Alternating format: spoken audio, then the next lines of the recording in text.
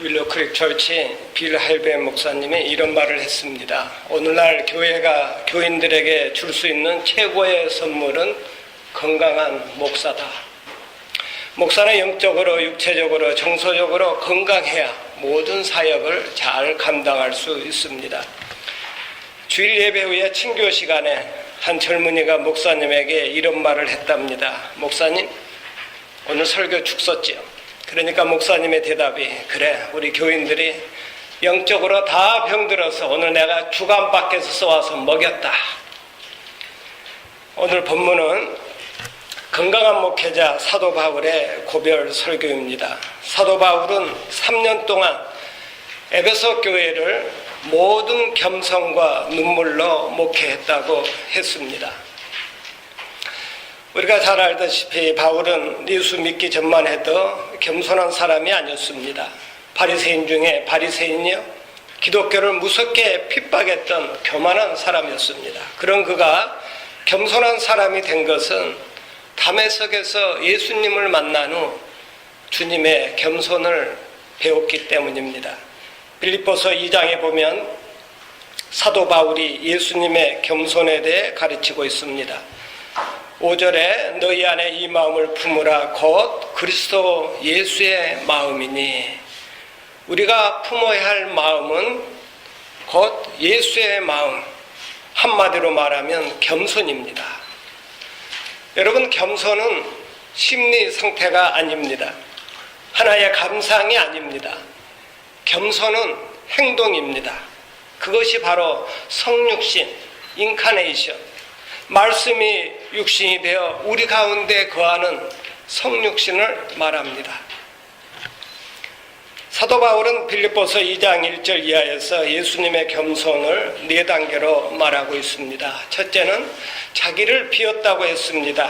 6절과 7절에 그는 근본 하나님의 본체시나 하나님과 동등됨을 취할 것으로 여기지 아니하시고 오히려 자기를 비워 종의 형체를 가져 사람들과 같이 되었고, 이 자기를 비워, 영어로는 empty, 텅 비웠다는 말입니다. 비운다, 마음을 비워버렸다, 자기를 비워버렸다. 자기의 능력, 자기의 지혜, 자기의 지식을 비워버렸다는 것입니다. 많은 것을 알고 있으나 다 비워버렸어요. 그래서 아는 것이 없습니다. 그것이 비운 것입니다. 겸손의 두 번째 단계는 되었다는 말입니다. 7절 하반절에 보면 자기를 비워 종의 형체를 가져 사람들과 같이 되었고, 하나님이 사람들과 같이 되었다. 참으로 신비로운 말 아닙니까? 여러분, 같이 되어버리는 것이 사랑입니다. 멀리 앉아서 비판하고 교훈하고 이래라 저래라 잔소리하는 것은 사랑이 아닙니다. 저가 죄인이면 나도 죄인이요, 저 사람이 아프면 나도 아픈 것입니다. 같이 되는 것이 바로 겸손이라는 것입니다. 겸손의 세 번째 단계는 복종입니다. 빌립보서 2장 8절에 사람의 모양으로 나타나셨으며 자기를 낮추시고 죽기까지 복종하셨으니 그 십자가에 죽으심이라. 여기서 복종은 노예가 주인에게 복종하는 그런 복종을 말합니다. 놀라운 것은 예수님이 십자가를 지실 때 하나님 앞에 복종했다는 것입니다. 겉으로 보기에는 빌라도 앞에서 로마 군인들이 끌고 가서 매를 맞고 죽는 것 같지만 예수님의 마음은 하나님께 복종했다는 것입니다. 내 뜻대로 마옵시고 아버지의 뜻대로 하옵소서 하시는 순간에도 온전하게 복종했습니다. 그것이 바로 겸손입니다. 겸손의 네 번째는 하나님께서 높이십니다. 예수님은 낮아지셨어요. 종의 형체를 가지고 십자가에 죽기까지 복종하시자 하나님은 그제서야 다시 그를 높여 만왕의 왕이 되게 하시고 만유의 주가 되게 하셨습니다. 그렇습니다. 겸손할 때 하나님이 높이십니다. 자기 스스로 높이는 것처럼 맹랑한 것은 없습니다. 문제는 나는 자신을 낮추고 하나님은 높이시는 바로 거기에 축복의 길이 있는 것입니다. 사랑하는 여러분, 우리 스스로에게 물어보세요. 그리고 모든 문제의 원인이 어디 있다고 생각하십니까? 겸손이 없기 때문입니다. 그런 거로 성경은 말씀합니다. 너희 안에 이 마음을 품으라. 곧 그리스도 예수의 마음이니.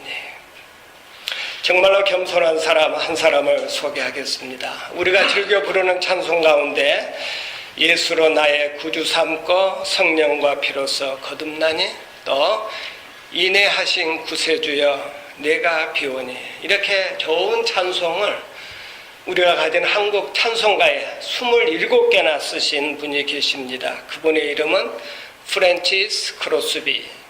뉴저지 모리스타운에서 태어난 그는 생애 중간에 시각장애자가 됩니다. 의사가 수술을 하고 나서 붕대를 풀 때 얘기했습니다. 죄송합니다. 내가 최선을 다해 수술을 했지만 시력을 잃어버렸습니다. 시력을 회복할 수 없게 되었습니다. 그때에 그는 유명한 말을 합니다. Thanks God for making me blind. 오 하나님, 나를 장님으로 만들어 주신 것을 감사합니다. 화려한 세상을 보지 말게 하시고 하나님만 볼 수 있게 해주신 것을 감사합니다. 그때부터 그의 마음속에 찬송이 터져나오기 시작했습니다. 그래서 평생 동안 4,000개의 찬송을 지었습니다. 온 세계의 그리스도인들이 그가 지은 찬송을 즐겨 부릅니다. 보십시오. 그는 하나님 앞에서 겸손했습니다. 자신이 장님이 된 것도 하나님이 하시는 일로 받아들였습니다. 이것이 겸손입니다. 모세를 보세요. 민수기 12장에 보면 모세가 실수를 했습니다. 구스 여인을 첩으로 삼았어요. 그러자 아론이 모세를 비방합니다. 누나도 비방을 합니다. 많은 사람들이 모세를 비난해요. 어떻게 하나님의 종이 첩을 둘 수 있느냐는 것입니다. 아마 오늘날 같으면 교회에서 쫓겨났을 거예요. 그러나 성경은 모세에게 어떻게 말합니까? 민수기 12장 3절에 보면 이 사람 모세는 온유함이 지면의 모든 사람보다 승하더라. 그 많은 사람들로부터 비난의 소리를 들을 때도 모세는 온유했습니다. 겸손했어요. 아무 원망도 하지 않았습니다. 그 많은 비난의 소리가 들려오는데도 모세가 잘 참자 하나님은 모세 편을 들었습니다. 이 땅에서 모세처럼 온유한 사람이 없다. 여러분, 모세가 착한 일을 해서 복받은 것이 아니라 온유해서 복받은 것을 여러분 항상 기억하시길 바랍니다. 21세기 성자 헨리 나우엔이 세상을 떠나기 1년 전에 써놓은 일기장 안식의 여정이라는 책에 보면 신앙인으로서 주의해야 할 일이란 제목의 글이 있습니다. 첫째, 남의 선망이 되고자 하는 마음을 주의해라. 사람들로부터 인정받고 칭찬받으려고 하는 것을 잊어버려라.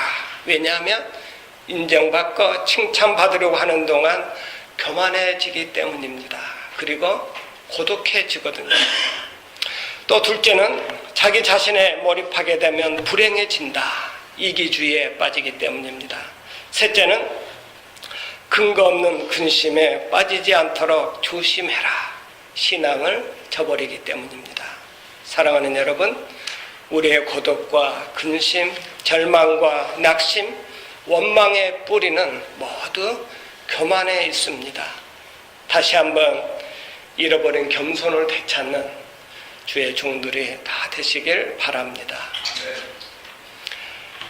저는 1955년 8월 8일 전라남도 예천군 삼산면 초도 대동리 산 360번지에서 태어났습니다. 저의 고향은 여수에서 배를 타고 4-5시간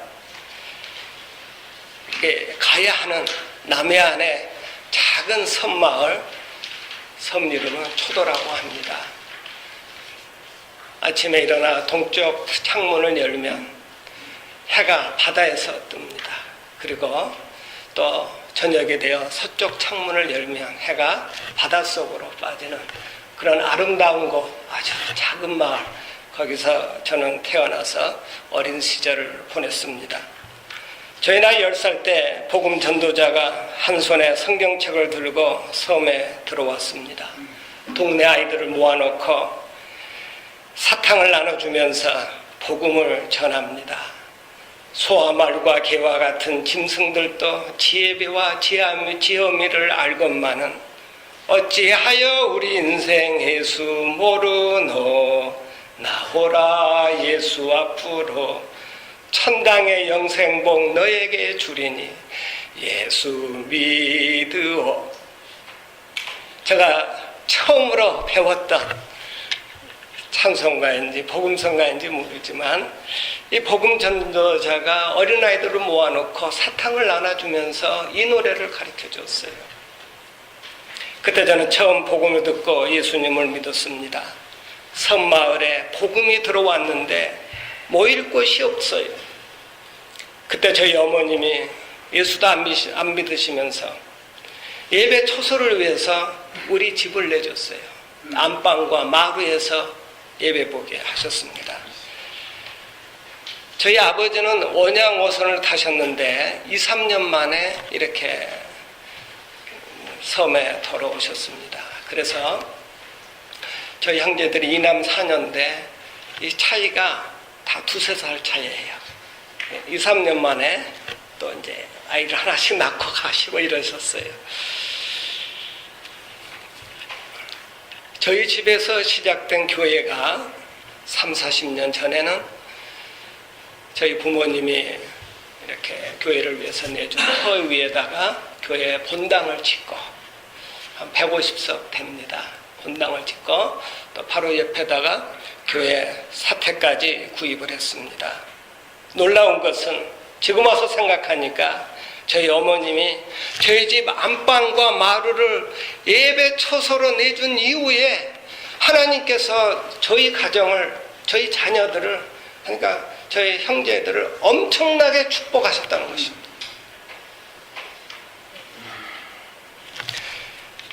저희 어머님은 시골교회 권사님이 되셨고 오랫동안 새벽종을 치셨습니다. 저희 부모님은 연세 80까지 섬에 사시다가 2000년 봄에 시카고에 오셨습니다. 섬 사람들이 자식과 함께 살기 위해 그 좋은 미국에 간다고 다들 부러워했다고 합니다. 왜냐하면 아직도 섬 사람들, 이 비행기 한번 못 타본 사람들이 아직 많거든요. 저는 섬에서 국민학교를 졸업하고 고기잡이나 하면서 살아야 하는 운명이었는데 하나님이 저를 서울에서 중학교 때부터 이렇게 다니게 하셨어요. 동네 사람들은 저희 어머니를 향해서 섬에서 고기잡이나 시키지 돈 없애고 서울로 보내 공부를 시키냐고 비웃었습니다. 근데 하나님께서 서울로 이렇게 저를 또 유학을 보내시다니, 우리 시골에서는 유학 보냈다고 그럽니다. 그다음에 또 학교도 서울의 미션스쿨 숭실학교를 들어가게 하셨어요. 숭실 중학교를 다녔는데 서울 아이들이 저를 보고요, 섬놈, 뱃놈, 촌놈하고 놀려댑니다. 그때 놀렸던 친구 가운데 한 사람이 오늘 오기로 됐는데 위튼에서 오다 보니까 너무 늦네요. 우리 박인영 목사님이 그때도 아주 몸도 풍채도 좋았는데 저는 아주 빈약했는데 그렇게 놀렸는데 오늘 안 왔군요. 제가 설교 때 한번 혼내주려고 그랬는데 그러나 하나님은 저를 향한 다른 계획이 계셨습니다. 서울에서 대학을 졸업하자마자 1982년 1월 저는 혼자 몸으로 시카고에 유학으로 건너왔습니다. 시카고에 공부하러 왔지만 제 사정은 사실 고학을 해야 되는 형편이었습니다. 시골 섬에 계시는 부모님에게 이 등록금 생활비 보내달라는 말을 할 수가 없었어요. 미국에 공부하러 갈 때도 정말 조심스럽게 제가 고학해서 공부해서 박사학위 받아서 돌아오겠습니다. 그리고 인사하고 오고 주위에 친척들 가운데 조금 돈 있는 분들 찾아가서 비행기표 마련해가지고 이렇게 미국에 왔습니다. 근데 소문만 듣고 또 말로만 듣고 왔는데 어느 정도는 맞지만 막상 와보니까 이 잘못된 정보를 가지고 왔어요. 여기서 열심히 접시도 닦고 일하며 공부해서 박사학위도 받는다, 그런 이야기 듣고 왔는데 아닙니다. 모든 것이 뜻대로 되지 않았습니다. 하고 싶은 공부도 못하게 되니까 저녁이면 달려간 곳이 교회였어요. 그때 제가 베델교회를 다녔는데 마침 베델교회가 지금 어빙탁 자체 성전이 있지 않습니까? 그래서 교회 키 하나 받아서 슬리핑백 하나 사가지고 저녁이면 교회 가서 하나님 앞에 부르짖어 기도하던 중에 하나님의 부르심을 받고 목회자가 되라. 저는 한국에서 일반 대학에서 전공이 농화학을 공부했습니다. 그래서 농촌 지도자, 새마을 운동 지도자가 되는 게 꿈이었는데 하나님께서 저를 주의 종으로 부르신 것이었습니다. 그래서 1986년 가을부터 놀수박신학교에서 MDB 공부를 시작했습니다. 참길교회와 개혁교회에서 중고등학생 전도사로 사역을 했습니다. 신학교 졸업하기 1년 전에는 렉비교회 주일학교 교사를 만나 결혼을 하고 또 1991년 5월에는 신학교 졸업하면서 시카고 북서쪽에서 할렐루야 교회를 개척했습니다. 개척 멤버 한 사람 없이 한 사람 전도하면서 시작했는데 교회를 시작한 지 8개월 만에 추수감사 주일에 17명의 세례자가 나왔습니다. 그리고 2000년 12월 데스플레인 지역에 교회 건물을 사서 이렇게 이사 오게 됐는데 그때는 교인들이 아이들까지 합해서 한 60여 명 됐습니다.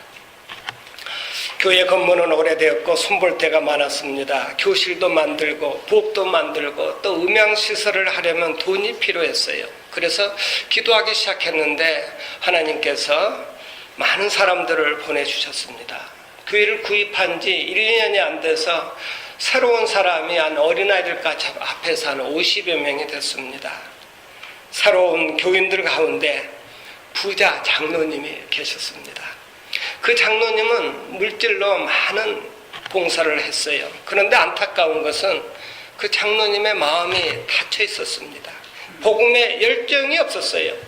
6년 전에 그동안 감사했습니다 하고 인사를 하고 떠나는데 그때 할렐루야 교회가 철로를 이탈하는 그런 아픔을 겪었습니다. 석 달 동안 절반의 교인들이 떠났습니다. 아이들까지 합해서 한 100여 명이 됐는데 석 달 동안 50명이 남아요. 그 많은 양들을 잃은 아픔을 통해서 하나님께서 저에게 주신 축복은 두 가지였습니다. 첫 번째는 하나님의 음성이 들려왔어요. 양배야 겸손해라. 두 번째는 눈물의 은혜였습니다. 그때부터 저는 울보 목사가 됐어요. 그리고 하나님은 여러 가지 시련과 아픔을 통해 부족한 종을 계속 낮추시는 훈련의 손길을 펴셨습니다. 성령의 인도하신 가운데 지난 5월 말에 할렐루야 교회와 우리 중앙교회가 공동회에서 통합을 결정하고 그리고 저는 할렐루야 교인들이 20명도 안 남았어요. 한번 교회가 이렇게 내려가기 시작하니까 20명도 안 남아서 이제는 교회 건물도 4월 1일 이세계회 에버그린 교회에다가 팔고 한 2달 후에 우리 중앙교회하고 공동회가 열리게 돼서 저는 20명도 안 된 교인들을 데리고 이렇게 왔습니다. 참 놀라운 것은 여러분도 다 아시다시피 우리 한때 참 놀랍게 부흥했던 우리 중앙교회가 지난 몇 년 동안 많은 갈등과 어려움을 겪으면서 제가 왔을 때 보니까 한 50여 명 이렇게 남았는데 또 엄청난 몰개지 부채를 안고 있어요. 아이고, 이걸 내가 어떻게 감당해야 되나. 그때 하나님이 저에게 주시는 은혜가 뭐였냐면요, 모든 겸손과 눈물로 목회해라. 그러면서 한 일주일 동안 기도만 하면 눈물만 나오는 거예요. 왜 내가 이렇게 울어야 하는지 I don't know. 그날 일주일 울고 나니까요, 힘이 생겨요. 하나님께는 능치 못할 일이 있느냐? 할 수 있다. 정말 겸손한 마음으로 눈물로 목회하면 우리 교회도 다시 일어날 수 있다. 이런 확신이 생깁니다. 할렐루야. 그래서 9월 달에 우리 노 목사님 우리 교회 오셔서 예배 보셨는데, 또 한두 주 전에 오셔서 예배 보시고 나서 하신 말씀이, 정 목사님, 교회 예배 분위기와 친교 분위기가 너무 좋아졌어요. 교회가 지금 하나님께서 새 일을 행하고 계십니다. 저는 확신합니다. 우리 교회 올해 하나님의 은혜 가운데 부흥할 것입니다. 사랑하는 여러분, 영혼을 살리는 일은 눈물의 기도로 시작합니다. 눈물이 담겨있는 메시지가 사람의 마음을 움직여요. 우리 목회자들은 이 눈물의 샘이 마르지 않아야 합니다. 다윗은 눈물로 하나님을 섬겼습니다. 시편 42편 3절에 내 눈물이 주야로 내 음식이 되었도다. 예수님의 사역도 눈물의 사역이었습니다. 히브리서 5장 7절에 그는 육체에 계실 때에 자기를 죽음에서 능히 구하실 이에게 심한 통곡과 눈물로 간구와 소원을 올렸고, 십자가의 날에 많은 여자들이 울면서 주님을 따르자 예수께서 돌아보시면서 말씀하십니다. 예루살렘의 딸들아, 나를 위해 울지 말고 너희와 너희 자녀를 위해 울라. 한국의 명성교회 김삼환 목사님은 후배 목사들이 찾아와 목회 성공 비결을 묻자 이렇게 대답했습니다. 사이다병에다가 하루에 눈물을 3병만 채우세요. 사랑하는 여러분, 우리 시카고 교회가 새로워지기를 원하십니까? 우리가 섬기는 교회들이 부흥하기를 원하십니까? 하나님은 저와 여러분의 눈물을 보고 싶어 하십니다. 눈물이 있어야, 기도에 눈물이 있어야 예배당이 채워집니다. 내가 죽어야 생명이 살아납니다. 진정한 부흥은 기도 부흥으로 시작되는 것을 믿으시길 바랍니다. 다시 한번 잃어버린 겸손을 되찾고 눈물의 은혜를 회복하여 많은 열매를 맺는 우리 주님의 종들이 다 되시길 예수님의 이름으로 축원드립니다. 기도하겠습니다. 사랑이 많으신 아버지 하나님, 연약하고 부족한 저희들을